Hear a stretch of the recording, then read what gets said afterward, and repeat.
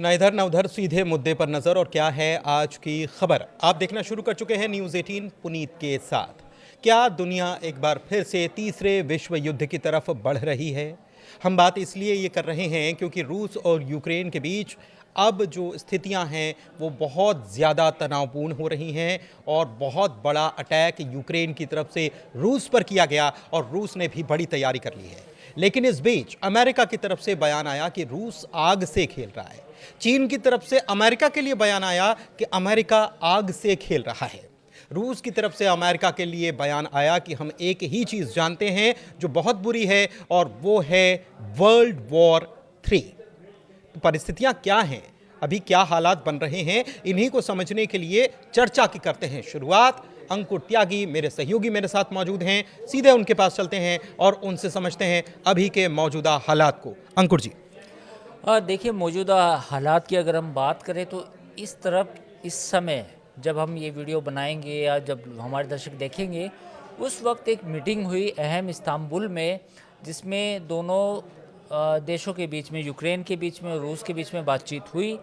लेकिन मीटिंग ऐसे एब्रप्टली ख़त्म हुई और ये ऐसा मतलब क्योस था वहाँ पे कि जो यूक्रेन के जो नेगोशिएटर थे रूस के साथ जो बात कर रहे थे, उनके लैपटॉप भी ओपन रह गए और वो मीटिंग छोड़ के चले गए। फिर बाद में किसी ने बताया कि यार आपके तो लैपटॉप भी ओपन है, तो फिर उन्होंने जल्दी जल्दी वो लैपटॉप बंद किए। मतलब इस तरह का क्योस और एक एनिमिटी, हॉस्टिलिटी ऐसी देखने को वहाँ पे मिली। ये मीटिंग ख़त्म हो चुकी है। याद होगा आपको, हम इस मुद्दे को पहले भी डिस्कस कर चुके हैं। एक पुराने वीडियो में मैंने कहा था, जिसमें मैंने ये अपना एक नज़रिया पेश किया था कि ये बातचीत तब तक नहीं हो सकती जब तक अमेरिका इसमें इन्वॉल्व नहीं होगा, ट्रंप नहीं होंगे। टर्की ने एक कोशिश की। टर्की चूंकि वो थोड़ा सा अपना इन्फ्लुएंस दिखाना चाहता है, बट इस नेगोशिएशन में रूस और यूक्रेन के बीच में जो डिफरेंसेस हैं वो इतने बड़े हैं और इतने ज़्यादा हैं कि उनको एक या दो मीटिंग में पार पाना या उनसे एक दो मीटिंग में ख़त्म करना आसान नहीं है। इसमें एक बड़ा नेगोशिएटर चाहिए जिसका नाम है अमेरिका। अब अमेरिका की बात नहीं सुन रहा रूस, ये अलग मुद्दा है। मुद्दा अलग है, लेकिन अभी जो कल जो अटैक हुआ, कल जो खबर आई, उसके बाद ये मीटिंग होना, तो मीटिंग तो खैर पहले से शेड्यूल थी इसलिए मीटिंग हुई, लेकिन उसके बाद तो जाहिर सी बात है कि रूस का $2 बिलियन का नुकसान कर दिया। दो नहीं, इससे ज़्यादा है पुनीत। ये तो एस्टिमेट आपने बताया, लेकिन और मीडिया रिपोर्ट्स कुछ कुछ और ज़्यादा फिगर को बता रही हैं। लेकिन सवाल ये है कि रूस के अंदर जाके उनके एयरबेस पे ओपन में खड़े जो 4000 किलोमीटर दूर, 4000 किलोमीटर, जहाँ वो उम्मीद भी नहीं कर सकते। 4000 की एक बड़ा बॉर्डर होता है, अगर मिसाइल फायर करेंगे तो इंटरसेप्ट हो जाएगी और कोई फाइटर प्लेन आएगा तो वो 4000 किलोमीटर कैसे बीच में उसको डॉग फाइट में स्क्रम्बल कर दिया जाएगा। पॉइंट ये है कि ये बड़ा एक बहुत ही प्रिसीशन अटैक था, जिसमें मुझे लगता है कि प्लानिंग ये वेस्ट की थी, इसमें यूक्रेन के बस की नहीं था। ये हुआ, ये प्लान किया गया, हो सकता है कि इसमें ब्रिटेन इन्वॉल्व हो, जर्मनी। खबर ये आई थी कि ये अटैक करने के पहले यूक्रेन ने अमेरिका को इत्तला कर दी थी। नहीं, वो इत्तला जरूर की हो, लेकिन जो यूरोप है, यूरोप बिल्कुल खड़ा है। आप देखिए, आप इसे डिनाई नहीं कर सकते कि जो वापस जो ड्रोन थे ये ब्रिटिश मेड थे, ये जर्मन मेड थे कुछ इसमें। तो ऐसा नहीं है कि यूरोप पीछे से लड़ाई नहीं लड़ रहा। जिसको भी ये गलत फहमी हो कि यूक्रेन अपने मन से लड़ाई लड़ रहा है, नहीं, यूरोप खड़ा है। और क्यों वर्ल्ड वार 3 की बात आती है, आप याद कीजिए ना कि जब जब जर्मनी में रेड आर्मी आ गई थी, यानी कि रूस की सेना आ गई थी, तो पूरा यूरोप रशिया को एज ए थ्रेट मान रहा है। त्राहिमाम मच गया। हाँ, वो मान रहा है कि ये थ्रेट है पूरे यूरोप के लिए। क्योंकि अगर रशिया ने वो तबाही मचाई जो वर्ल्ड वार के टाइम पे हुई थी, तो फिर उसका कब्जा हो जाएगा। मतलब स्टेप बेसिकली सर्वाइवल की जंग मान रहे हो। लेकिन वो इस नहाज पे क्यों आई, इस लेवल पे क्यों आए, उसकी वजह क्या है? उसकी वजह है उनकी पॉलिसीज़। जब आपका यूरोपियन यूनियन वहाँ तक सीमित हो गया था, तो आपको यूक्रेन को उसमें शामिल करने की ज़रूरत क्या थी? नाटो में। मेरा नाटो में ऑफर कर रखा है आपने। हाँ। पहले नाटो में और फिर यूरोप में, है ना? आप क्यों अपना विस्तार करना चाहते थे? तो जब आप अपना विस्तार करना चाहते थे तो रूस भी है, तो रूस का एग्रेशन आएगा।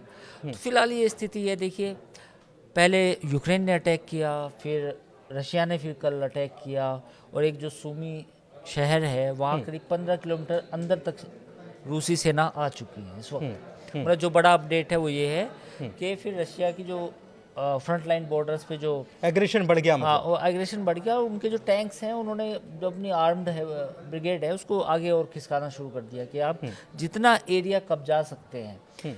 एक रिपोर्ट थी अनकन्फर्म्ड 191 स्क्वायर किलोमीटर का एरिया उन्होंने और कब्जाया है। एक चीज़ और है कि ये 4000 किलोमीटर दूर जाकर सर्बिया में ये प्लेन, ये अड्डे, ये सैटेलाइट इमेजिंग, ये बिल्कुल सारी सही चीज़ें सवाल। अमेरिका सपोर्ट, अमेरिका की धमकी की आग से खेल रहे हैं और आग का गोला सर्बिया में बरसा दिया पुनीत, गया। आपने बहुत अच्छा सवाल पूछा है और यही प्रेजेंस ऑफ माइंड होती है जब हम कोई डिस्कशन करते हैं। पुनीत ने सवाल पूछा 4000 किलोमीटर पुनीत ड्रोन चले जाए ये बहुत बहुत ज़्यादा हैरान वाली और बात वो एक्टिव रहें है। और अटैक करें। और वो सैटेलाइट से एक्टिव रहें उस एरिया में भी, ये कैसे संभव है? ये और इमेजिंग, मैपिंग, वो सारी चीज़ें ये संभव ब्रॉडकास्ट, कैसे है? लाइव तो संभव ब्रॉडकास्ट। ऐसे है कि यूरोप के जितने सैटेलाइट्स हैं और उसमें कुछ अमेरिकन भी हैं, वो सब डेटा प्रोवाइड कर रहे थे, वो कनेक्टेड थे उससे। सारे सैटेलाइट जो भी सैटेलाइट यूक्रेन ने भेजे थे, all of them are connected with the European satellite, either American satellite. अच्छा, एक चीज़ और है कि जिस ट्रक से वो ड्रोन्स भेजे गए, बाद में उसमें आग लग गई। ये बिल्कुल मोसाद स्टाइल था, हाँ ये मोसाद वाला स्टाइल था। हाँ। वो जो मोसाद ने ईरान में अपना ट्रक भेजा था, वो उनको वैज्ञानिक को मारने के लिए, हाँ उसके साइंटिस्ट को मारने के लिए ईरान के, उसके बाद वो ट्रक खुद ही आग से जल गया। फखरी ज़ादे, हाँ उनको मारने के लिए, तो उसके बाद वो अपने आप ख़त्म हो गया। ख़त्म हो गया था, कोई सबूत ना बचे। तो वो ये मोसाद स्टाइल था। ये कुछ मोसाद था, कुछ यूरोपियन था और कुछ अमेरिकन था। तो मुझे लगता है कि CIA और MI5 ने काफ़ी प्लानिंग की थी इसकी। अच्छा, एक चीज़ और है कि अमेरिका तो ये कह रहा था कि हम सपोर्ट बंद कर रहे हैं, कम कर रहे हैं, नहीं, पीछे तो जारी ये था, सब लेकिन ये अब ये ना, ये देखिए यही तो बात है ना, ये छाती जो चौड़ी हो पूरी गई होगी दुनिया में ज़ेलेंस्की की ये जो, अभी। हाँ बिल्कुल, ये तसव्वुर जो पैदा किया जाता है कि जी एक पल में हम नाराज़ हैं। देखिए यूरोप की अब अपनी लगी है। अगर रूस ने यूक्रेन को अच्छे से ठोक दिया मतलब, तो रूस के चुप बैठेगा, रूस आगे भी जा सकता है।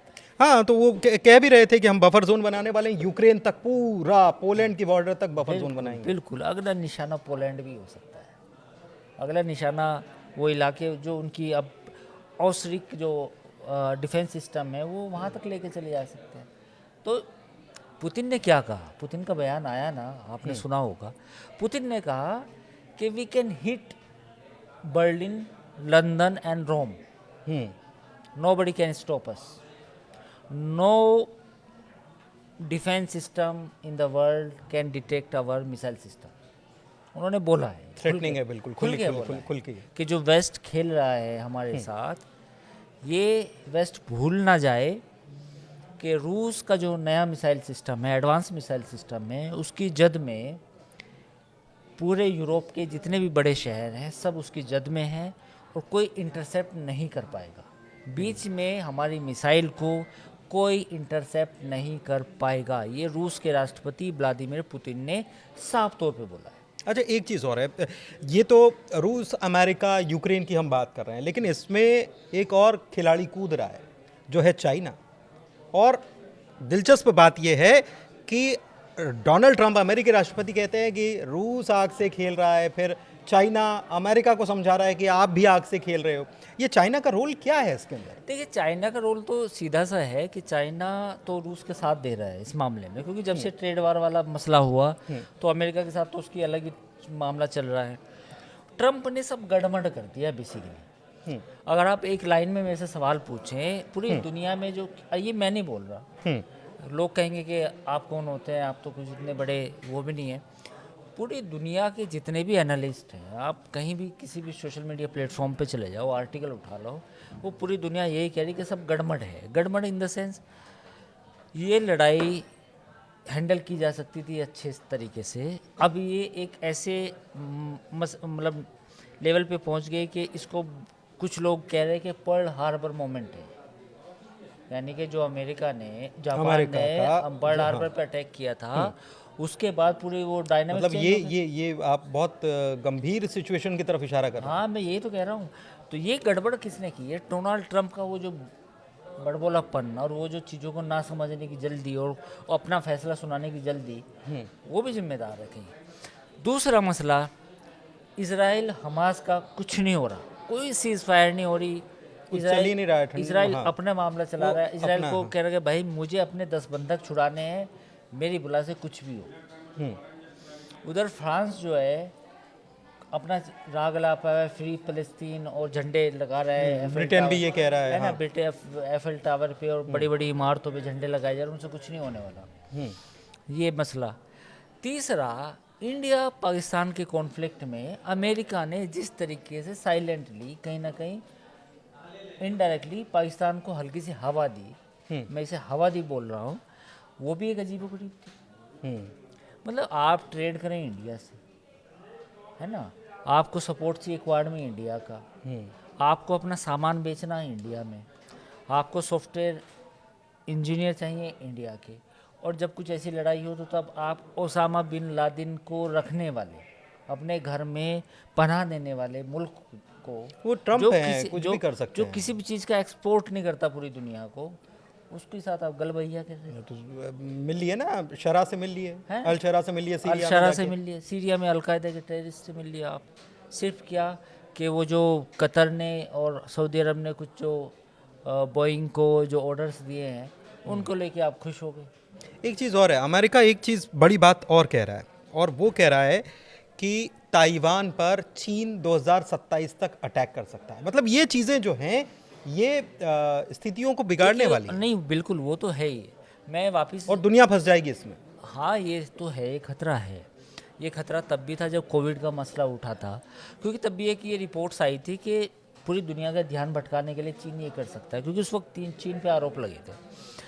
ये खतरा हमेशा रहेगा। जो अगला युद्ध होगा पूरी दुनिया में, अगर ये युद्ध खत्म होता है, पहले तो इसी के खत्म होने की उम्मीद नहीं है। ये बढ़ेगा क्या, मैं ये पूछना ये चाहता हूँ। बढ़ेगा, ये बढ़ेगा। इन्वॉल्वमेंट किस किस का हो जाएगा? देखिए इसमें इन्वॉल्वमेंट ये होगा कि अब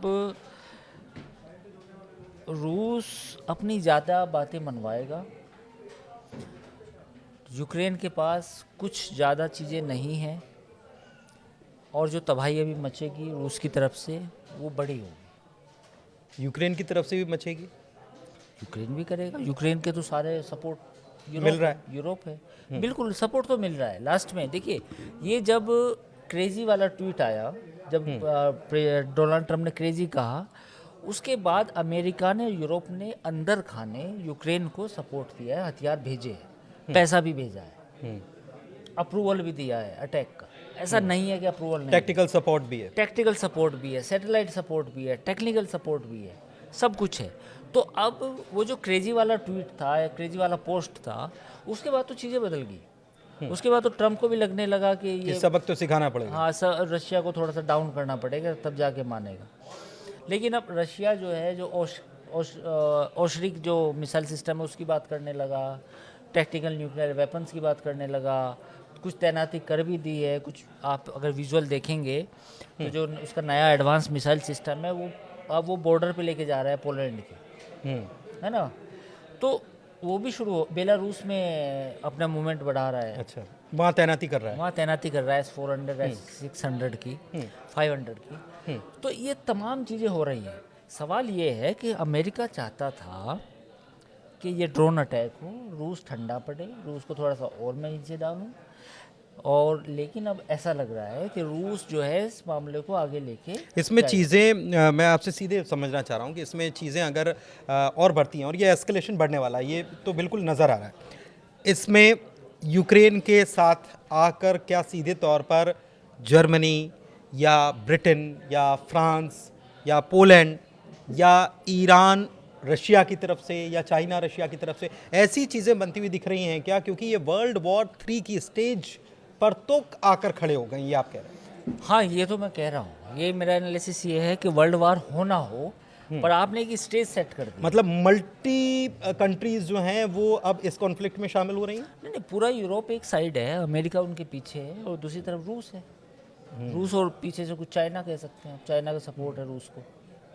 और रूस अगर पोलैंड या फ्रांस या कहीं और अटैक करता है तो ये तो नाटो बनाम हो जाएगा। बिल्कुल वो भी हो सकता है। और सवाल ये है कि अगर रूस कोई बड़ा अटैक करता है तो फिर रूस के ऊपर भी पूरा यूरोप मिलकर अटैक कर सकता है। हालात तो वही बनेंगे ना। और फिर ये अब देखो उनका पुतिन ने क्या कहा, जिस मिसाइल सिस्टम की मैं बात कर रहा हूँ ओश्रिक की, वो 30 सेकंड में नहीं 4 सेकंड में 4000 डिग्री सेंटीग्रेड का तापमान पैदा करता है। मतलब जो मिसाइल जब वो गिरती है तो उस एरिया में 4 सेकंड में 4000 डिग्री सेंटीग्रेड, यानी इट मीन्स कि जो भी चीज़ वहाँ होगी वो राख बन जाएगी। मतलब ज्वालामुखी तो it is yes and it is equivalent to परमाणु अटैक। आप इसे परमाणु अटैक नहीं कह सकते, बट ये परमाणु अटैक से भी कम नहीं है। जो जिस एडवांस मिसाइल सिस्टम की बात है, यानी कि रशिया बिना परमाणु अटैक सब्स्टिट्यूट यूज कर रहा है। सब्स्टिट्यूट यूज करेगा, कर सकता है। हाँ, मतलब तैयारी कर रहा है।